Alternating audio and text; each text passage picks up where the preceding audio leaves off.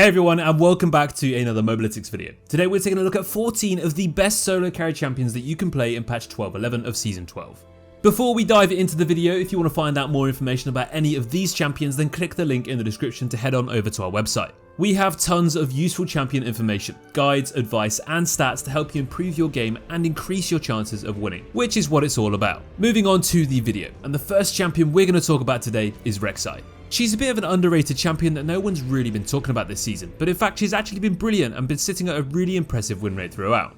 Rek'Sai's ability to solo carry is all in her ability to dominate the early game. She ganks from very unconventional and unpredictable areas, and she has some of the most punishing repeat ganks in the game because if you don't have summoners, you simply can't escape that tunnel. Rek'Sai has some pretty consistent pre-6 CC in her knockup, but then she also gets even better when she does get level 6 because that ultimate gives her a massive gap closer and the ability to execute you from far away. It definitely takes some practice to get good at solo carrying on Rek'Sai though, because if you don't really do too much in the early game, you're just not going to scale well and you're just going to get outperformed in the late game by the enemy jungler and the rest of the enemy team. In the early game, you just got to be as impactful as you can. You got to stomp, you got to snowball as many lanes as possible, take those early dragons and work towards the earliest dragon soul you can possibly achieve. Take those early Rift Heralds, set up dives, get that plate gold, and just rack up a 10,000 gold lead by the 20-minute mark. Rek'Sai also has pretty solid damage in early duels as well. You got the auto attack reset on your Q, you got the true damage with max fury on your E, and if you've got yourself an early serrated Dirk, you're going to pack a serious punch. Once you have got Prowler's Claw 2, this item just feels like it was made for Rek'Sai, as you can use it in your burrowed form to get closer to knock them up. I mean, what is not to like? You get the knockup, you get the damage amp, you get more burst, more damage, all of that tasty lethality, and now you can just walk around killing anyone you want.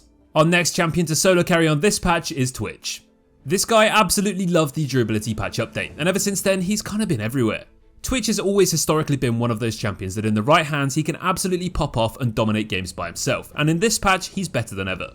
The Kraken Slayer Blade of the Ruin King path is definitely the most common, but you can also go Gale Force if you just want to be super oppressive and dive people and assassinate them. Either way though, as long as you don't int in the first 5 levels, you're just going to absolutely carry the rest of the game. From cheesy stealth ganks back into your lane to roaming mid and killing them, to ambushing entire teams in the mid to late game with your AoE damage and burst. Twitch does require a bit of mechanical practice though. You're definitely going to know how to attack, move and kite properly on this champion, or else you're just going to press R, open up and die on the spot. But if you can kite, you can weave in those auto attacks, you can really make use of lethal tempo, you can really abuse Twitch this patch to carry games on your own. Pyke has definitely calmed down a bit over the last few patches after a really oppressive season. But this is absolutely not any reason to stop playing him, because if you are good enough, Pyke is one of the best supports in the game to solo carry with. There won't be many times you'll see solo carry videos without this guy in it for that support role. Pyke's always got that kill threat with his hook in lane and throughout the rest of the game. He's got that insane level 2 flash E combo with Ignite that can often kill enemies in the early game. He's got insane movement speed, mobility and roaming with that E and W combo,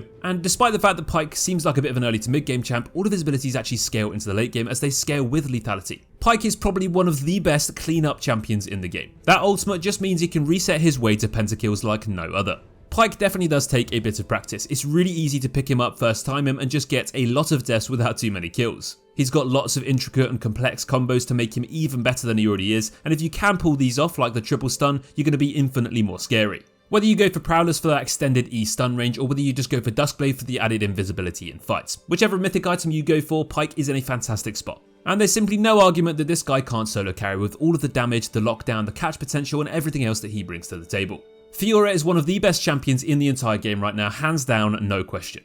The true damage on those vitals, the constant damage output, the mobility, the sustain, the healing, the 1v2 potential, everything this champion has right now is stronger than it's ever been. She's got various item builds like Gore Drinker Death Dance, she's got Stride Breaker PTA with Blade of the Ruin King 2, and whichever item build you go down you can just absolutely pop off on. She always seems to have a way to come out on top in any matchup right now, and then if you do get fed, that's where the solo carrying really begins. Even if the rest of your team really aren't doing that great, all you got to do is sit in the top lane, repeatedly take down your lane opponent, kill any other junglers and mid laners and supports that try and gank you, take them down, take their turrets, take their structures, take their nexus and win the game. Fiora is another champion that does have an incredibly high skill ceiling and skill expression, but the fact is she's actually not as hard to pick up as you first thought. Once you understand how her Q works, how those vitals work and how you can reset your autos with your E, and truly how to use her W properly, this champion actually becomes pretty straightforward because she's so auto attack reliant. So all in, press your ultimate, pop those 4 vitals, use your E to use the auto attack reset, use the W to prevent any CC or major retaliation abilities, or just use it to proc another vital. Pop them down, use the healing, chase them down with your Q, GG, well played. Fiora's nerfs are on the way, but we still think this champion's going to be one of the best solo carry champions to play. And she's a lot of fun too.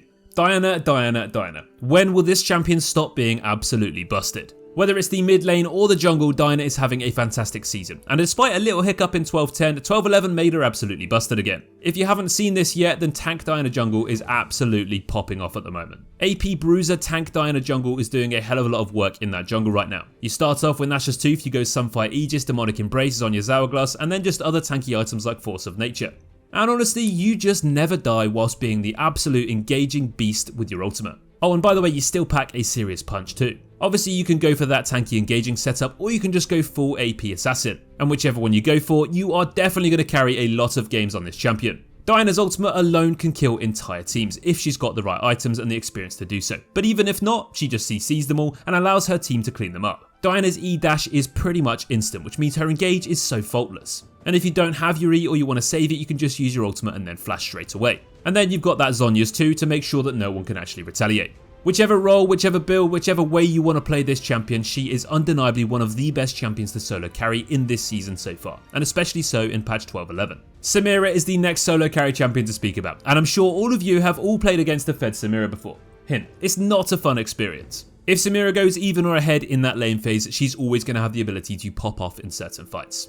Her main weakness is CC, but if you don't have any, she's just going to kill everybody. If your CC or even your damage is heavily projectile based, she can block it all with her W, she can avoid it with her E-dash, and she can jump into teams and reset her way to victory. She's such a fantastic counter to all these utility mages because they can't actually hit her because of that W. What are you actually going to do if you're playing brand support and you're against the Samira? You genuinely will never land your ultimate or your Q because if she times her W, she'll just send it into the void and then turn around the fight back onto you. Good Samira players are having a hell of a lot of fun this patch, especially after those recent buffs. And every time I do see a Samira, they're just focused on getting that 1v5 montage play. And most of the time it actually does work. If you get used to understanding how quickly you can stack up that ultimate with your basic abilities, you can dive into teams, you can kill them all so easily, and then just use your ultimate again in a few more seconds. If you've got champions that can enable Samira to do her job even better, like a Renata, you're going to really struggle to lose this patch, especially if you're against champions that don't have too much CC. There's simply no way we could get through this list without talking about Darius. The durability update has made this champion absolutely bonkers, and that extra bit of health, that extra time taken to kill him just means this champion can really do his job better.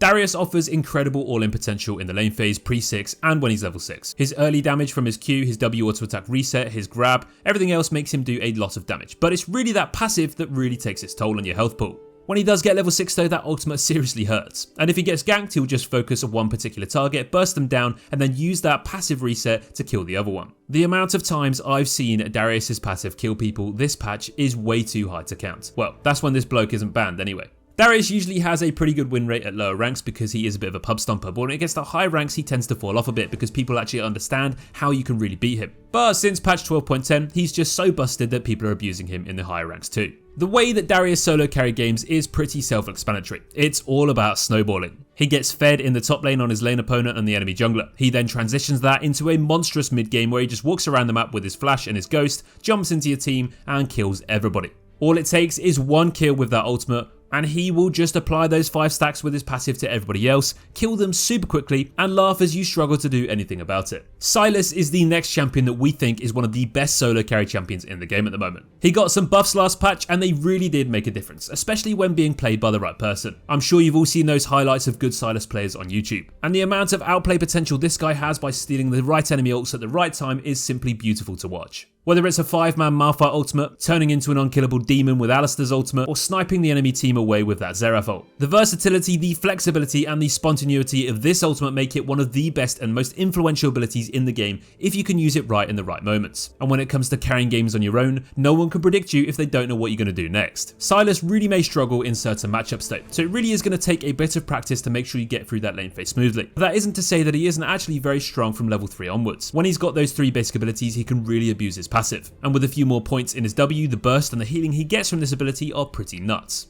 Grievous Wounds has been nerfed into the ground, which instantly makes Sylas a lot more viable too. And if he does get ahead, he gets those early kills, he's got that W healing, and he's got those ultimates, he's going to be pretty damn difficult to shut down. Sylas is a ton of fun, so if you haven't played him yet, I definitely recommend giving him a go. Senna is up next, and for that support role, when it comes to dealing damage and carrying games by yourself, there's not many champions that come close to this champion's potential to solo carry in the late game. The attack speed, the range, the damage this champion can deal in that late game is simply absurd, especially when you consider the fact that she's supposed to be a support. A few too many of those soul stacks and they really do ramp up, and she can attack you from basically 5 screens away. The thing is though, it's not just the late game for Senna. I mean, that's where she really does 1v5. But her early game is equally as strong, especially if she's in the right matchup. She can poke you down with those Qs and autos, she can lock you down with that W, she can snipe people and assist people across the map with that ultimate, and you'd be surprised at how many times Senna's E can allow herself and her AD carry to survive when it comes to those ganks and all-ins. If you spike a bit too quickly on Senna, you're going to be so oppressive so early on. And as long as you have the positional awareness, you can basically just become unkillable whilst dealing a stupid amount of damage. Positioning really is key on this champion though. You are basically a very immobile AD carry, with a load of other useful stuff too. So you are going to find yourself being focused down a lot because of how much you can actually influence those fights if you're left alone unchecked. And as long as you are in the right place in that team fight, you know what you're doing, you know where you are, you can seriously deal a hell of a lot of damage. I've seen so many times where fights look absolutely won, and then the enemy Senna just pops a few auto attacks, pops a few Qs, and rescues those fights for her team, which is what solo carrying is all about. Having enough influence that you win games by yourself. If your AD carry isn't having the best of games, you can just pop off and become the AD carry instead. Over the last few patches, Ekko has absolutely came out of nowhere, and he's really popping off, especially in the jungle. Ekko is not necessarily the best at farming or the best at ganking, but he is equally as good in both of these things, which makes him incredibly versatile. You can choose to power farm through the jungle, especially once you've got that Nash's Tooth, or you can just gank with your W, your E, and all of your mobility. Ekko always really struggled against those insane duelists, those assassins that are diving into his jungle, invading him, and just ruining his opportunity to scale. Now though, you can kind of just get away with it. Scaling junglers are a lot more common now. And the fact is, when you get to the late game on Ekko, you press E, you press your rocket belt, you flash into an enemy team, you take out their important target in 2 seconds, and then just ult back out to safety. When it comes to solo carrying games, if you are consistently removing the highest enemy threat from the enemy team without them being able to do anything about it, you are instantly going to have a better chance of winning the game. It doesn't just stop at assassinating high priority targets for Ekko though. He is immense when it comes to popping in and out of fights with his mobility, his shields, his stuns, and his ultimate. And as cool as it feels to pop that AD carry, if you land an ultimate into a 5-man team, there's rarely anything that's going to be as satisfying as this. It's going to take a lot of timing, a bit of practice, but if you can pull it off, your damage will be through the roof. One of the best things about Ekko is how safe you can be. You can limit tests throughout all stages of the game because of your ultimate. And even in the early game, if you get into a spot of bother, just use your E over a wall and not many people can actually chase you. From being a pretty safe pick throughout all stages of the game, but also one that can dominate games and carry by himself, Ekko deserves a place for sure on this list. Another champion undeniably deserving of a place on this list is Draven.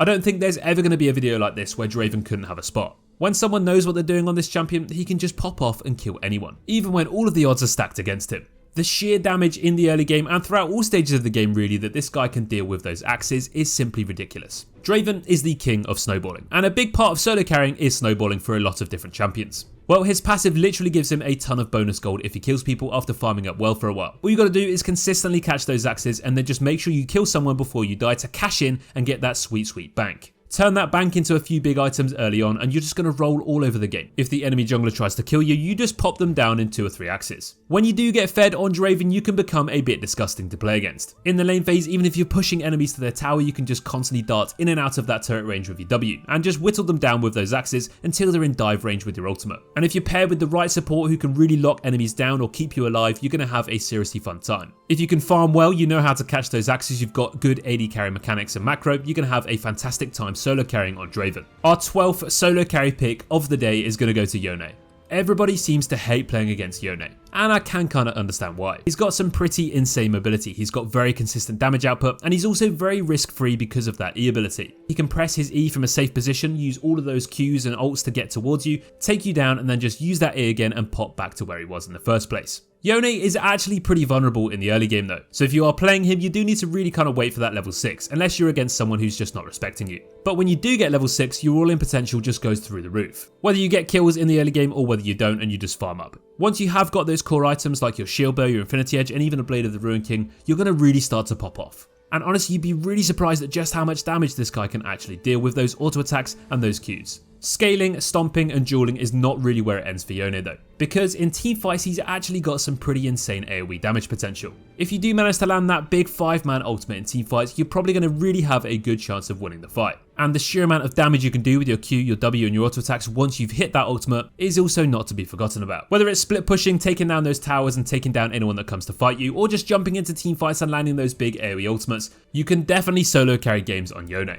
Our next choice is another support, and one that some of you may disagree with, but it's going to be Bard. And you may be thinking Bard needs good teammates for him to do his job. But I've seen so many good Bard players win games on their own even when their teammates really aren't that great. Bard is the baiting king. He has so many different ways to creatively outplay his opponents and turn those fights around even when they looked absolutely unwinnable. Bard's Q stun can be absolutely devastating, whether it's setting up ganks or 2v2s in the early game, or catching out and deleting high priority targets in the late game. It's actually pretty difficult to play against, and even if you don't really think you're near a wall, it can still stun you against one, if he knows what he's doing. Then you've got Bard's Magical Journey. This ability has so many different uses. He can use it to roam around the map collecting chimes and ganking lanes, he can use it to help save his AD carry when he gets ganked, he can use it to cut off entire enemy teams with a good flank, and he can even use it to fly through enemy objectives and allow his jungler to smite it without even stepping foot in the pit. My point is, there's so many things you can do with this ability alone, and we haven't even spoken about his ultimate yet. From stopping towers to getting hit by Rift Heralds to locking down entire teams to setting up fights and saving his allies' lives. Bard's influence on games is absolutely unquestionable, and although he might not be as solo carry as the rest of these champions on this list, a good Bard can just influence games so much by himself, and I for one would define that as a solo carry champion.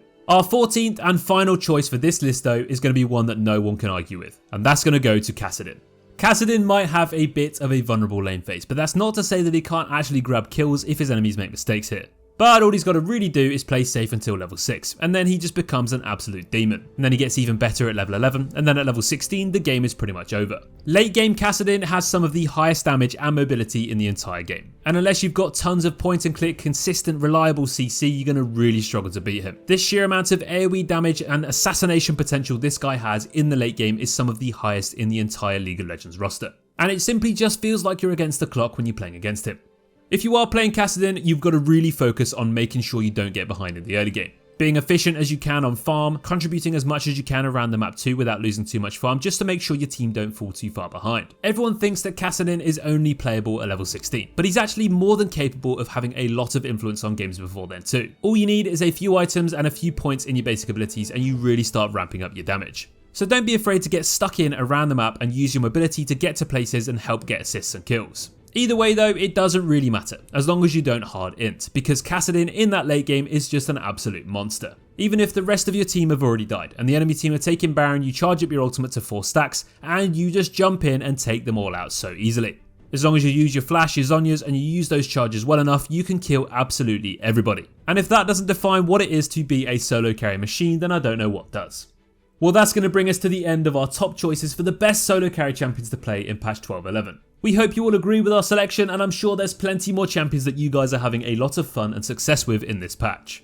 Don't forget to check out our website and download our desktop app to get all of the builds, runes and loads more information that you need to get started on these champions and every other champion in the game.